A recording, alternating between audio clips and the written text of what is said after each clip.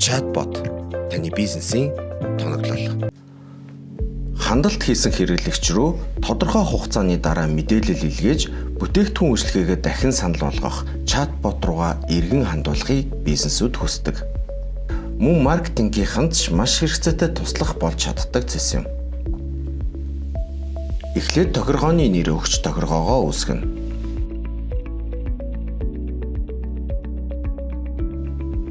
Хугацаа тохируулна. Илгээх мэдээлэлээ сонгоно.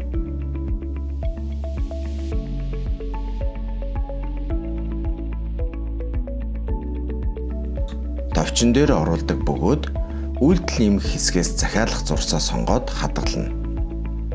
Товчнууд дээр өөрөөр хугацаатай илгээгдэхээр захиалах зурс тохируулбал үр дүнтэй байдаг. Захиалах зурсыг хүлээж авсан хэрэглэгчдийн нэр, тоо, огнооны жагсаалт зэрэг мэдээлэл түүх гэсэн дэд зэс дотор байдаг. Chatbot таны бизнесийн тоноглол.